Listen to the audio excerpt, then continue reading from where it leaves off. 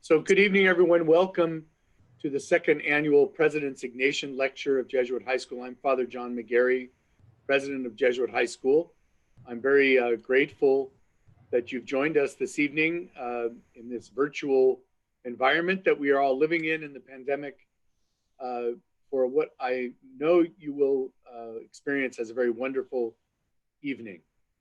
The genesis of our President's Ignatian Lecture is that when I arrived here as president a couple of years ago, we were talking about some priorities for the school, and one of them was increasing our efforts at Ignatian spirituality and Ignatian faith formation for the adults involved with Jesuit High School. So certainly our faculty and staff, which we have a very robust program of spiritual and religious offerings to help our faculty continue to deepen their Ignatian and Catholic identity.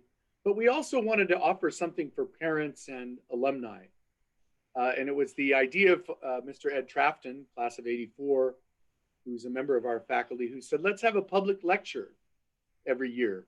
The President's Lecture, we'll call it, and it'll be around themes of Ignatian spirituality and Jesuit education, where we can invite parents and alumni, benefactors and friends, alumni parents, and even some students that might be participating tonight. But it's an opportunity for us to go deeper.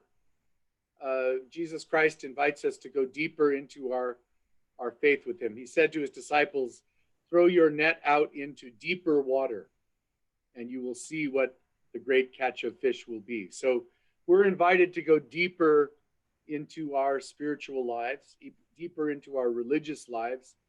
And we invite you tonight. Last year was on economic justice. Father Fred Kammer was our inaugural speaker for the President's Ignatian Lecture. And tonight, Father Tom Lucas on Jesuits and the arts, aspiration, inspiration, and imagination. So thank you so much for coming, and I hope you enjoy this evening. Let me introduce to you our very inspiring, very qualified speaker, a great Jesuit tonight, who is going to share with you his experience and his expertise. Father Tom Lucas is a native son of Placerville. He is of Jesuit High School class of 1970. He's the pastor of Saint Ignatius Parish and School here in Sacramento. He received his doctoral degree in theology and the arts at the Graduate Theological Union, Berkeley, California, in 1992. He holds degrees from the Gregorian University in Rome, Fordham University in New York, the Jesuit School of Theology at Berkeley, Santa Clara University, California.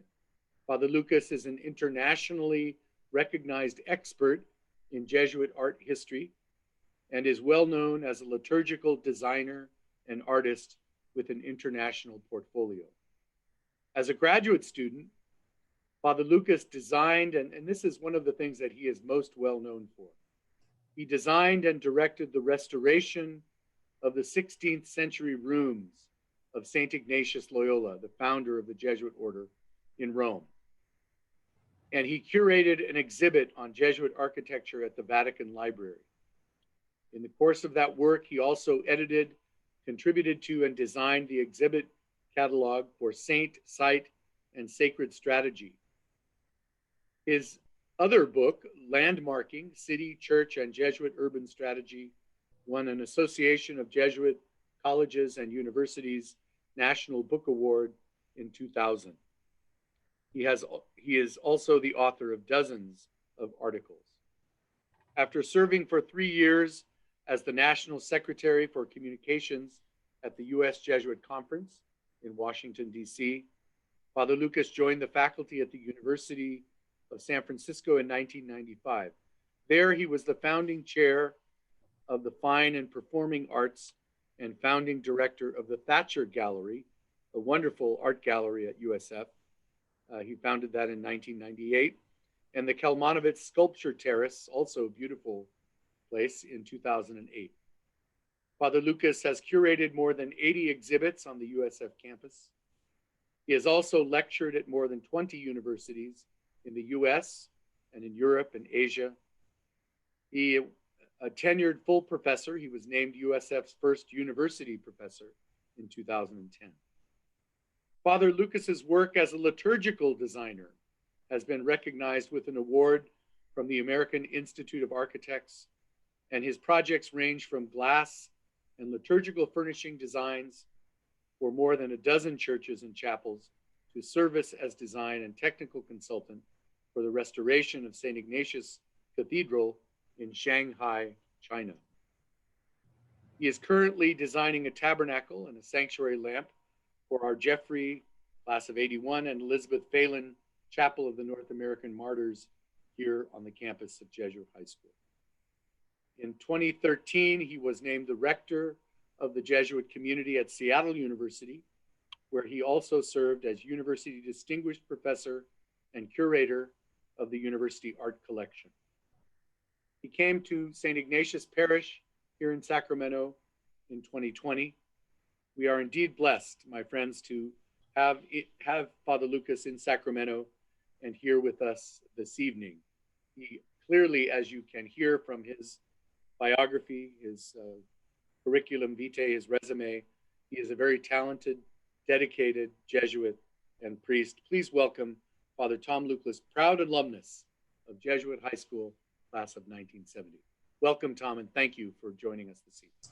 Thank you, John. I appreciate it. It's wonderful to be back here in Sacramento and wonderful to be here with this community this evening. Let's get to work.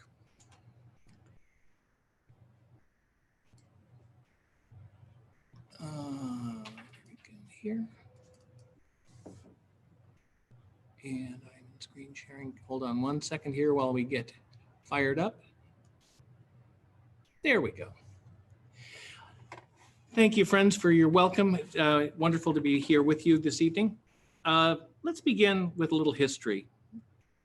In the end of the 18th century, German poet and playwright Johann Wolfgang von Goethe was on the scene. He was born a Lutheran. He became a free-thinking Mason and a member of the Bavarian Illuminati, hardly sympathetic to Catholicism. This is how he described the experience of going to a Jesuit theater at the end of the 18th century. He said, "The public exhibition served to convince me still more strongly of the worldly prudence of the Jesuits. They neglect nothing that is likely to produce an effect and contrive to practice it with interest and with care. In this, there is not merely prudence, as we understand the term abstractly. It is associated with a real pleasure in the matter at hand, a sympathy and a fellow feeling, a taste that arises from the experiences of life. In this great society, there are members who are organ builders, sculptors, and gilders. So assuredly, too, there are those who patronize the stage with learning and taste. And just as they decorate their churches with appropriate ornaments, so too these clear-sighted men take advantage of the world's sensual eye in an imposing theater." Most people think of St. Ignatius as a dour, unapproachable mystic. But he was, however, a man of his time and place. A man who, before his conversion experience, was a Spanish gentilhombre, a hidalgo who prided himself on his dancing skills.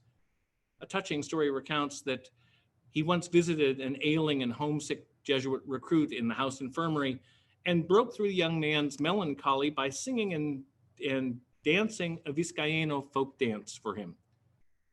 Parenthetically, he told the lad that he got one and only one performance and never to ask for another. To the end of his life, Ignatius adored music, great music, and even though he insisted that Jesuits should not be bound to make it for the praise of God. Ignatius freed Jesuits from the obligation of singing monastic choral office together, a blessing if you've ever heard a bunch of Jesuits sing, and of being bound to parishes where they were expected to perform sung high masses on Sundays and holidays, not because he disapproved of music, but rather because he wanted his men not to be encumbered by the time and taxing obligations of rehearsals that would take them away from their real work of preaching and teaching. Preaching and teaching, inspiration, moving the imagination to aspiration, towards the good, the beautiful, and the true, towards the greater glory of God and the service of their fellow people. That's the key to understanding the importance of art in the Jesuit tradition and of the society's widespread use of art in general. In Ignatius's early modern mindset and the first generation, that of the first generation of Jesuits, art was never considered to exist for art's sake. Just the opposite. Art was always seen and understood as instrumental, a powerful, nuanced tool for teaching, preaching, and persuasion. Its purpose was to inspire. It was emphatically not about self-expression, but rather about communal expression of shared history, of shared faith, and designed to stir up great desires, great aspirations, even heroism. So where did Ignatius get this inclination? It came from a profound trust he had in the powers of imagination, a discerning trust he learned through long reflection and long suffering in his near-death experience, and translated into a methodology that's at the foundation of his spiritual exercises. Ignatius offers those who make the exercises an opportunity to pray with their imaginations, especially as we contemplate the life of Jesus, to see, as he says, with the sight of our imagination. One prays the scriptures by composing the place, as a composer composes music out of what one's heard and experienced, composes it visually out of what one has seen and experienced. He also says that when we pray, we should apply our senses. One returns to the experience of prayer by applying what one has seen and heard and tasted and smelled in that experience, always, as he says, seeking to derive some profit from it. All the better if one has in front of one a graphic novel like the one that Ignatius had made for his followers, 160 copper plate engravings by the best Flemish engravers. So much the better that package can go with people across the world in their saddlebags to be recut, for example, in China as block prints half the world away. Ignatius's spiritual and conceptual leap is this. He trusted the imagination that was carefully surrounded by discerning knowledge. He said that imagination can be trusted by a discerning person. He was no naive person. He understood that our imaginations can get away from us, but a person of discernment who listens to the movements of the Spirit can use their imagination safely and fruitfully. Why? Because of the incarnation of Christ. He believed that it is a valid locus for God's revelation and God's inspiration. Jesus became flesh, Jesus became visible, and so too the message becomes visible. Use of the imagination opens us up in a particular way to the transcendent through our experience of the immanent sense-oriented world around us. We're not angels who understand with pure intellect. We see and hear, and from that we draw knowledge.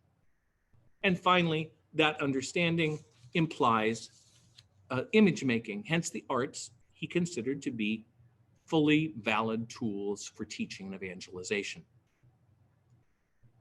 The various aspects of art, of performance, of liturgy, of instrumental and choral music, of operatic singing, of dance and theatricals, of dazzling visual and special effects, all pointed beyond the individual to the shared tragicomedy of human life. Our world is already but not entirely redeemed, he believed, by Christ's intervention in human history. Performance became a stage on which the meaning of that tragicomic history could be explored, and through which hundreds, even thousands of city dwellers could be exposed to the artful pedagogy that the Jesuits delivered in their classrooms. Now, anyone who's ever been to Europe or has seen Saint Ignatius Church in San Francisco knows that there's a link between the Jesuit tradition and the art and architecture of the Baroque period. In the 19th century, Protestant German scholars who developed the modern discipline of art history accused the Jesuits of inventing the Baroque. with its high drama, with its high emotional content, with its exuberance and theatricality, as a counterbalance, even as a challenge to the cool rationality of the Renaissance, the Puritan simplicity of the Reformation, and the native northern piety of the Gothic. But recent historiography has a more nuanced take on the coincidence the Jesuits experienced. They didn't invent the Baroque. They just happened to use its tools better than just about anyone else. And they used it with a vengeance, what we might call a rhetorical vengeance. In this late Renaissance humanists that they were in fact following Saint Cicero. Saint Cicero, whose definition of the goals of rhetoric resounded throughout their tradition. Docere, delectare, movere, to teach, to delight, and to move. A triad that sums up not only the goals, but also an attitude that pervades the whole of the Jesuit enterprise. Great buildings enclose space, and even as they enclose space, they disclose meaning, beginning with their mother church, the Chiesa del Gesù in Rome, where Ignatius's bones lie, and replicated in a dazzling array of variations across the globe, from Macau, from a full church within the Forbidden City in Beijing, to Cusco in Peru, in the imperial city of the Incas, to Manila, to Munich, to Goa, where St. Francis Xavier's bones lie buried, to Prague, and to Vilnius in Lithuania.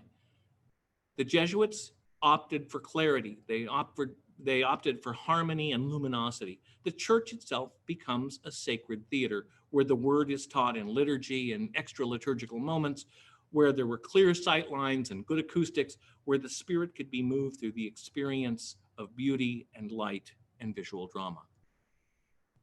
And as the Baroque matured, the Jesuits employed the best artists and architects that they could afford. Rubens and Bernini, just to name two. Rubens was a member of the Jesuit sodality. Bernini often illustrated books for the Jesuit general and prayed in the novitiate chapel that he designed for the Jesuits in Rome.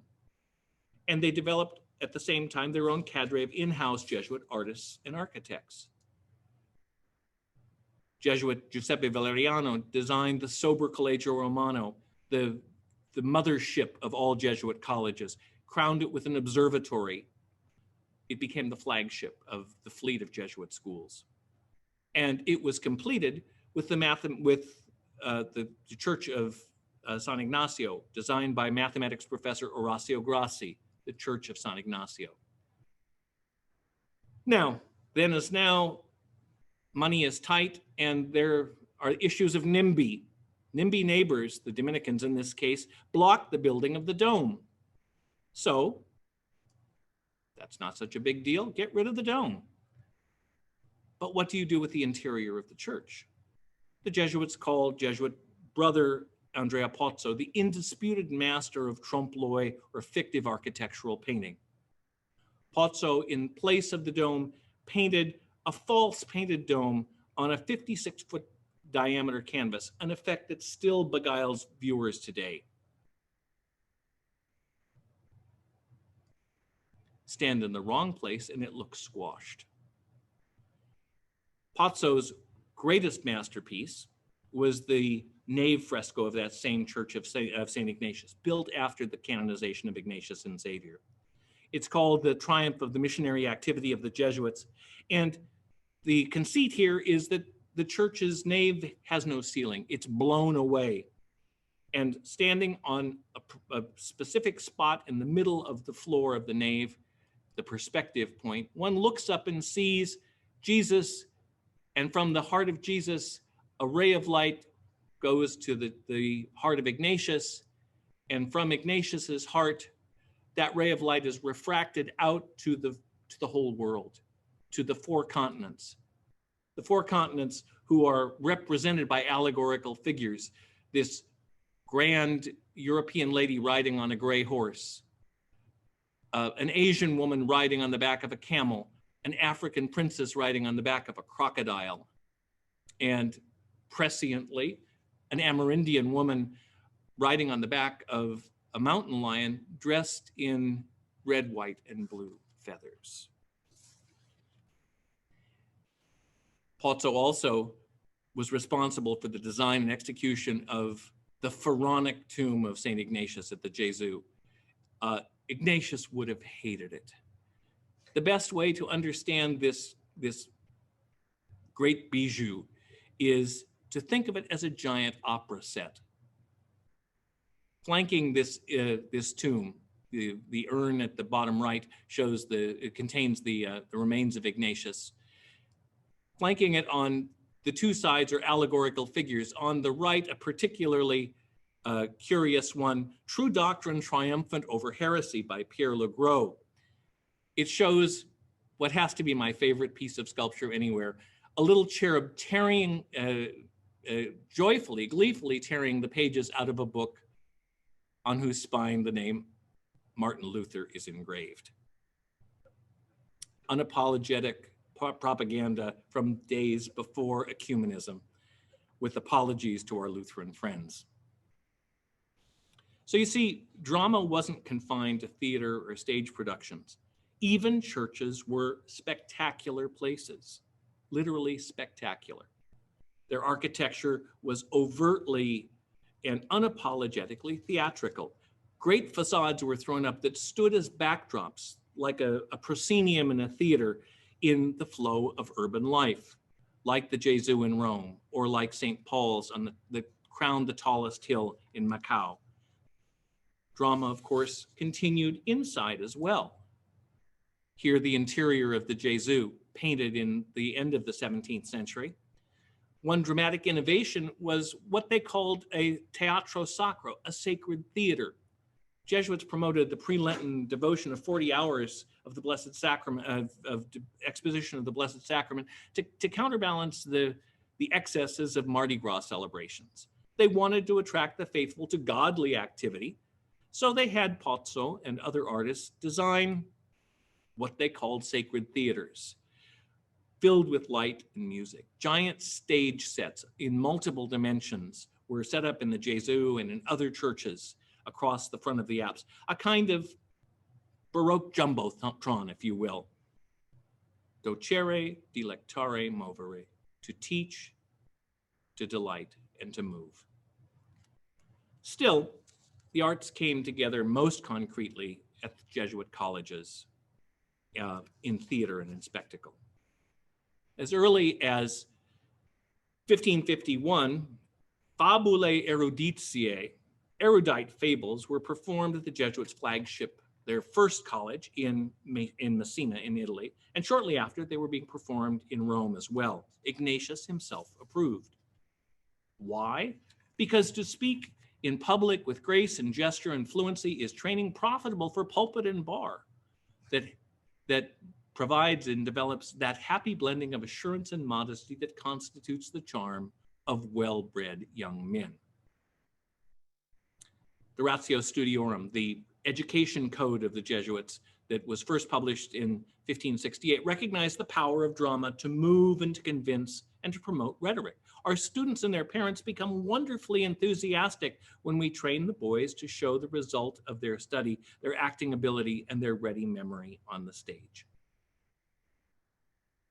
Latin, the 1591 version said, Latin is to be used for all performances, and no women should be admitted as spectators, nor may any female dress be used on the stage, or if it cannot be avoided, let it be decorous and dignified. These rules were all broken before the ink dried on the page.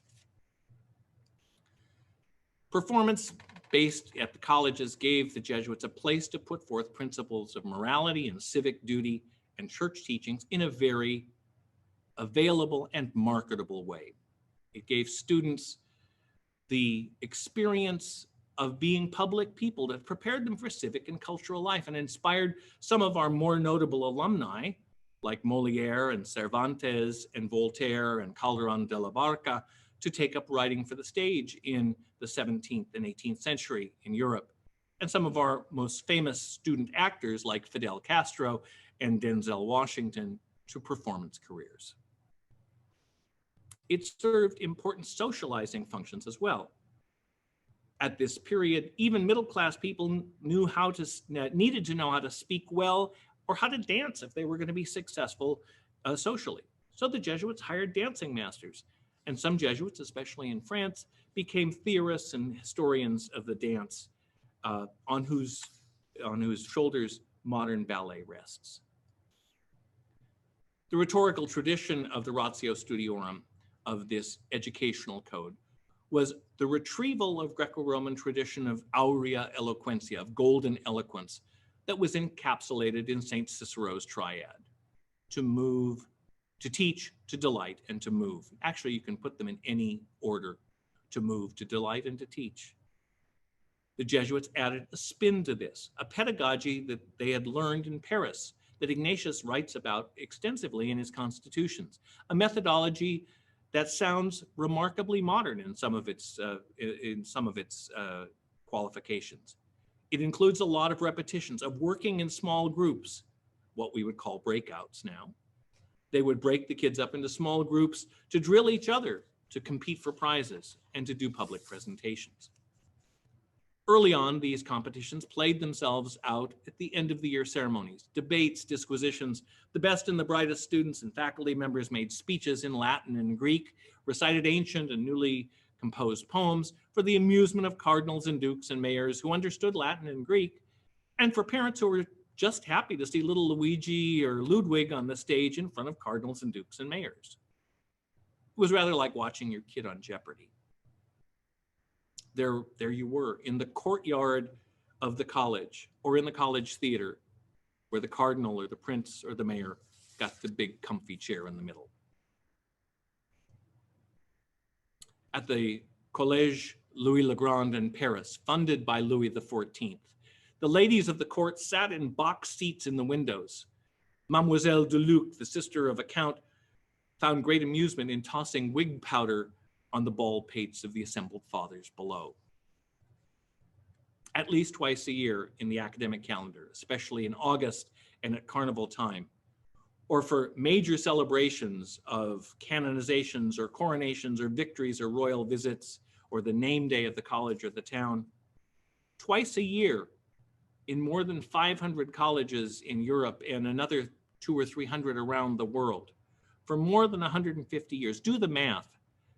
At least 100,000, perhaps as many as 150,000 performances. Often the Jesuit College was the only theater in town, and almost certainly the only one that provided free entertainment. So what did these spectacles feel like? What did they produce?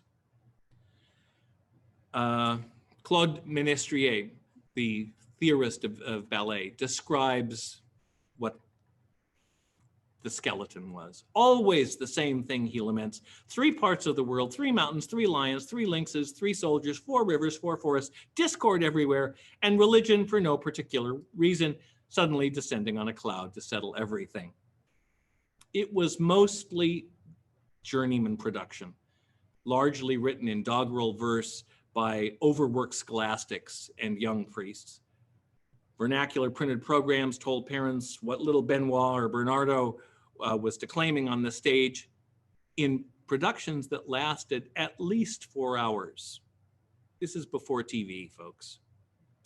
Storylines from church history, from the early Byzantine Empire, from the canonizations of saints like Ignatius, with a carefully infused measure of heroic and slightly sanitized tales from pagan antiquity as well.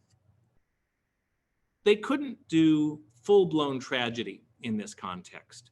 Original ancient plays were out because the morals didn't fit and the endings were wrong. Christian history has a happy ending: the resurrection of Christ and the salvation of the world. They told stories that were mostly tragicomedies, something like many of Mozart's operas: heavy, trying elements with a happy ending. As early as 1570, a dance of demons accompanied a play in Lisbon. Dance and spectacle incorporated pagan antiquities' rediscovered treasure chest of metaphors and mythology in a safe way. It further delighted the eye after listening to teenage kids declaiming Latin while walking around like statues. Intervals, intermezzi, intermed, allowed you to do what you can't do with recited poems. Allegorical figures can appear, envy shown here as a heart choked by snakes, pride appeared dressed in mirrors, sloth dragging a tortoise, avarice laden with money bags like Jacob Marley, gossiping calumny with chirping crickets in her hair. The creation of stage sets of scenography and spectacle lightened up what was otherwise a tedious display of memory. Music and dance allowed the Jesuits safely to integrate the humanism of the Renaissance recovered in the world of pagan antiquity with proper ethical foundations. While Fortuna and Virtus, whom you see in the center here, rode together on a teeter-totter. Virtue and luck back and forth. College plays became road shows taken to the next town. Scenery was recycled from show to show. The Jesuits were criticized in Paris for making a fortune by renting out their scenery to the opera. There's evidence that some of the plays in the New World were actually exported from Europe in the saddlebags of the missionaries.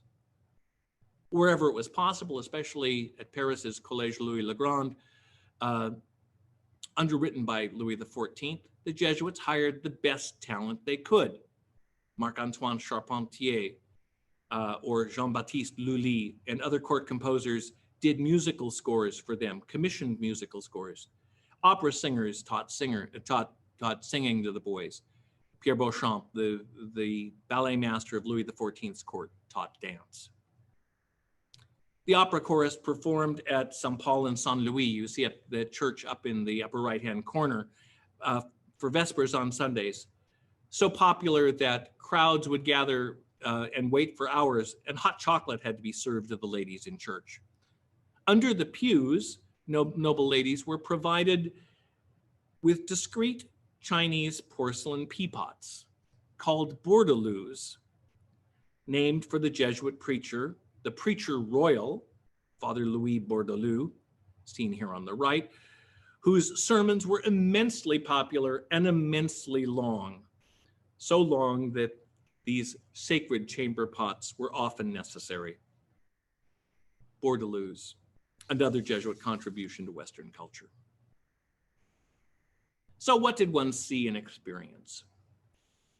Let's take, for example, the synopsis of a popular play that was performed to celebrate the canonizations of Saint Ignatius and Saint Francis Xavier in 1622. It was called Saint Ignatius in Montserrat, or The Change of Arms, a tragic comedy action. Act the first, wherein a boy speaks as he drops from a cloud to the stage. Europe, Asia, and Africa and America are borne through the air on chariots, enter from the four corners of the earth. There is presented, after the Indian fashion, a sportive dance. Act the second, wherein Ignatius enters the Church of the Virgin, and the scene changes to a theater. The scene changes to the council room of hell. No, wait, that's Spamalot in 2017 at Jesuit High. Enter the evil genius of Luther, born through the air in a chariot. A chasm opens, the vices come forth one by one as they're called. Act the third, wherein the church militant, St. Michael the Archangel, the good genie of Europe, Asia, Africa, and America appear in the heavens. The Church of Montserrat is open. Ignatius is seen before the Virgin's altar, hanging up and dedicating his arms. Act the fourth, the battle of the Moors and the Spaniards. A cloud appears from the cloud, thunder and lightning. While Ignatius prays, a chorus of centaurs comes on and tries to distract his prayers, but he won't have anything to do with it. At the name of Jesus, the centaurs disappear, the heavens open, disclosing singing angels who are forging arms. Act the fifth, wherein Ignatius is borne aloft, the heavens open, and angels appear. The scene changes now to a royal court, and then back to Montserrat. Then to the sea, with a pirate ship and passenger vessel. The pirates attack, in good marauder style. A Jesuit produces an image of the Virgin Mary, which the pirates cannot wrest from his grasp. They cast him overboard, but Neptune, bearing in his hand the Virgin's image, rises out of the depths accompanied by a chorus of playful waves, some dancing, some riding on the backs of dolphins. The waves dance and crown an image of the Virgin with coral, and a final battle scene in which St. Francis Xavier's prayers and a vision of Ignatius and St. Francis Xavier puts the Turks to flight. Where did the Turks come from, you ask? I don't know. Meanwhile, the heavens open, disclosing Christ in the background. A ray of light falls from heaven on the Queen of Heaven. The vices fall into a chasm that opens in the earth and do not reappear. Michael the archangel with the good genie are borne off into heaven. The four continents, each of which is in her own chariot, depart by air routes for home.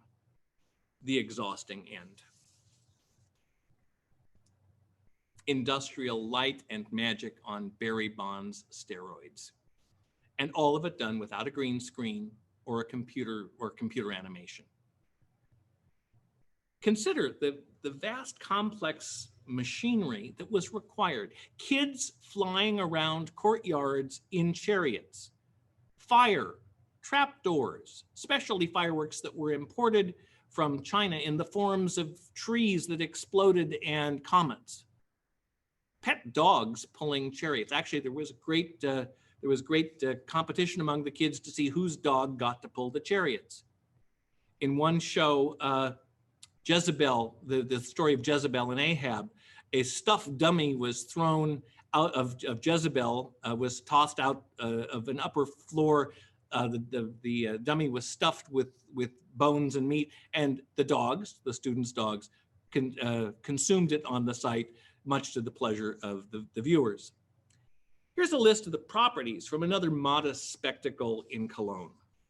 Fireworks to represent thunder and lightning, 2 comets, an eagle grasping in one claw a scepter and in the other a sword, a crown for the eagle which it can take off, the city of Jerusalem. Of course, everyone has the city of Jerusalem to put up. 5 or 6 idols, at least 3 altars that can be set up and demolished with speed, a 7-headed beast that can be torn to pieces by the eagle and the lion, to be managed by 2 small boys hidden inside, a triumphant chariot that will in which will ride the victorious eagle and lion. Notice the dog center stage.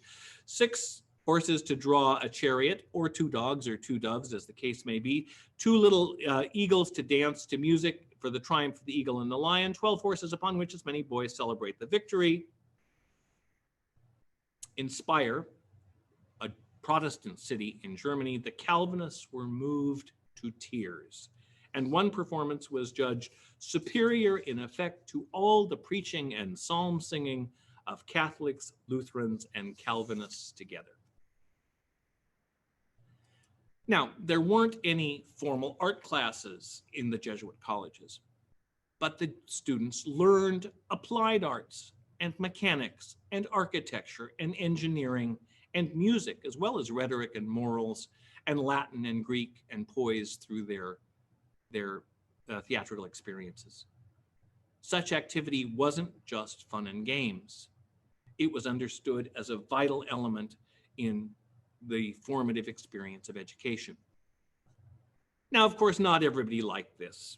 The conservative Jansenist foes of the Jesuits took a dim view of this. Upon quitting their studies, the Jesuit students will have grown so used to plot making and to drama that they will find themselves in the world as if they were in the college, pleasantly disposed to disguise themselves and to take on any role, for that is what they have been rehearsing all the time that they have been in school. The Jesuits create a carnival atmosphere from which these joy lovers will turn the whole year into one uninterrupted Mardi Gras harumph.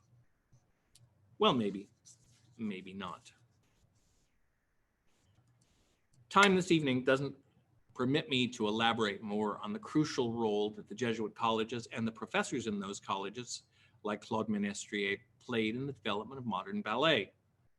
One could spend a whole course as well discussing the Jesuits' relationship to music, from the reluctance of the early Jesuits to bind themselves to choral office, to their employment of Palestrina and Tommaso de Vittoria as choir masters at their colleges in Rome. We're told that Francis Xavier sang catechism lessons to children on the fishery coast of India, and Joseph Amiot, a brilliant French ethnomusicologist with a great beard, sent classic Chinese folk tunes and the yo-yo back to Europe in the 18th century. Though Father Petrich insists that the yo-yo came from the Philippines. We can argue about that later. Or take, for example, the young prodigy Domenico Zipoli.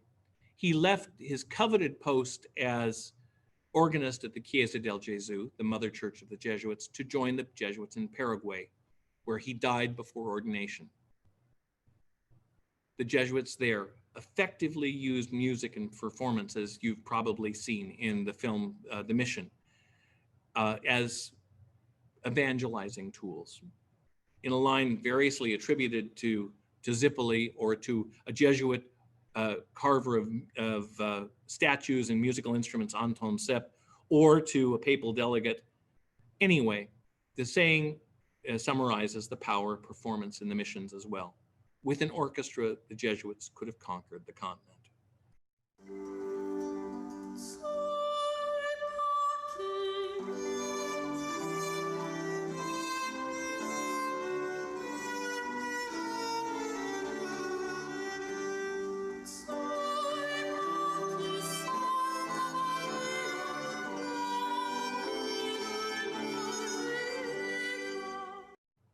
Zipoli's work is imbued with a simplicity and a naive elegance that gives it a flavor all its own, a sound that surely is European, but surely more than European. Like so many travelers, he learned from what he encountered. Now, the Jesuit experiment of marrying art and performance to moral and civic education crashed on the rocks when the Society of Jesus was suppressed by the Pope at the behest of European monarchs at the end of the 18th century. Once the Society of Jesus was restored in the 19th century, it never fully recaptured what Goethe called the worldly prudence that had identified the society before that time, before the time of the suppression. Still, one can look with amazement that even here in the Camellia capital, the arts were and continue to flourish. They were flourishing and continue to flourish at Jesuit High.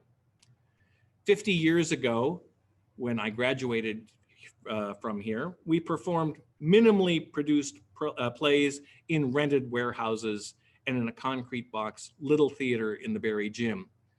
And a certain actor with prematurely gray hair was in center stage.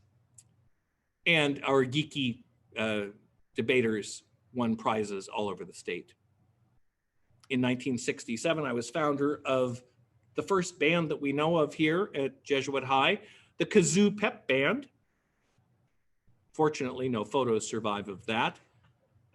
And there were no art classes held here, except on a few on Saturday mornings in a borrowed classroom over at Saint Ignatius Grammar School. Now there is, well, a different story. Take a look.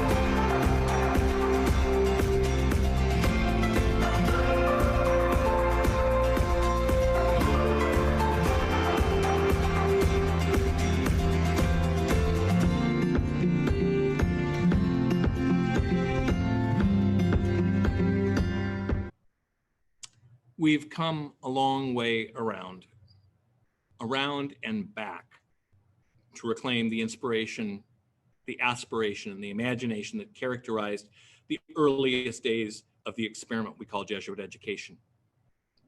As an alumnus, a golden alumnus at that, I couldn't be prouder, even of Spamalot.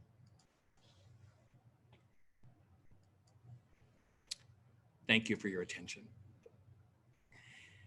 Now, we have a few questions, I hope. Can we do that, Perry? Father Lucas, the first question: would Ignatius have approved of corgi dogs being used as subjects of angelic artwork? I don't know whether Ignatius would have, but the 18th century Jesuits would have been tickled to death. Yes. This question, I should say, is coming from Dale Johnston, who is our one of our design directors here. My dad, God rest his soul, loved my sister's dogs. And immediately after my dad's death, my brother-in-law gave proof that why friends don't let friends use Photoshop. He took the deceased dogs that my sister had, all of them corgis, and put wings on them and surrounded my dad with pictures of them. And I made the mistake of showing that to our creative director at USF at that time, who's now one of the creative directors here at Jesuit High, and I've never heard the end of it. Yes, Dale, he would have approved entirely. Next question from Patrick Braybeck. How would you characterize how the Jesuits understood their relationship to the arts after the Restoration? It was much more cautious, as everything was after the Restoration. They had been put out of business. And for what Jesuit historian John O'Malley calls the long 19th century, which went from 1812 or so, 1814 when we were restored, really up until the 1950s. The Jesuits, for the most part, not universally, but for the most part, kept their heads below the foxholes and tended to be much more conservative, much less daring in their use of the arts. One of the great progresses that we've made in those years since, say, 1960, it began largely with a letter from Father Pedro Arrupe, to the Society, reminding us of the artistic heritage that we have, and telling us to celebrate that and to nurture it. So people like me and Father Tom O'Neill, who's here at Jesuit High, one of the superior of the community, and many others have been allowed and encouraged to go on and work in the arts. And so we're seeing a real renaissance, is maybe too strong of a word, but there is a great deal of enthusiasm now about seeing the power and the potential for the arts as a tool for preaching the gospel. Next question from Gail DeBach. Is the Louis XIV Le Grand in Paris still there?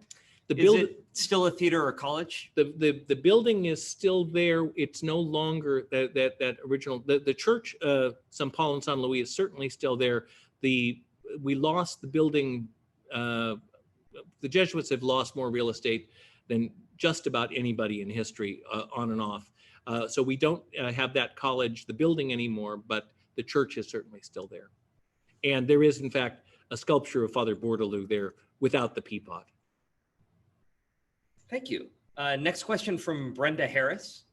Could you give an example of how arts are being used as an evangelization tool in the 21st century?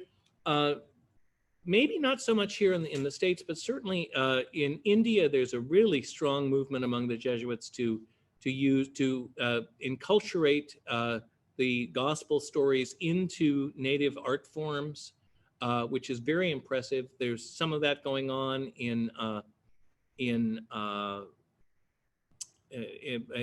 and also in parts of Africa as well. It's a place where we need to do more. I think that there's a lot of hesitation here because of the fact that most of the media has been dominated. Christian media has been pretty conservative. There hasn't been a great deal of success on the part of preaching the gospel through the arts here in the States. Something we have to think more and more about and figure out what we might be able to do.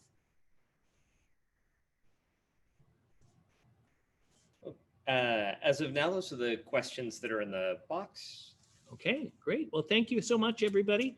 I appreciate, well, One response to a question about whether the Jesuit video production, what we have here, there's a digital media lab and an art and film class taught by Mr. Trafton, who I think is on the call right now. yay. And I thank him for the wonderful shots from Spamalot. I regret deeply that I wasn't able to get here to see that. So thank you very much for your attention. You know, since Father John has done a plug for Jesuit High, I can also like to put in a word to say you're always welcome to join us over at Saint Ignatius Church. We're all part of the same family, so thank you very much. We are eager to have you join us whenever you choose to join us. Yes, thank you very much, Father Tom Lucas, for a wonderful presentation this evening on the history of Jesuits and the arts, and sharing so much of your experience and your expertise. What a blessing for us. So thank you. And I would echo Father Tom Lucas, and we're blessed here in Sacramento with 3 Jesuit ministries that really do collaborate well together. Saint Ignatius Parish and School, where Father Lucas is the pastor, Jesuit High School here, of course, in Sacramento, and Cristo Rey High School here in Sacramento as well.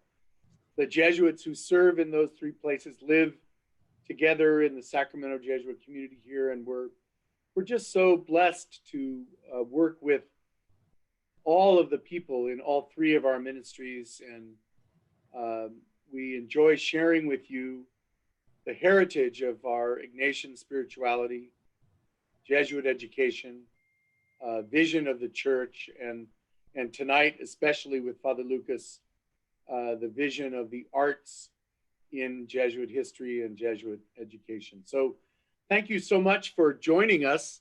We'll continue this experience. Every year we'll have an annual lecture, President's Lecture, on some aspect of Ignatian Jesuit spirituality and education.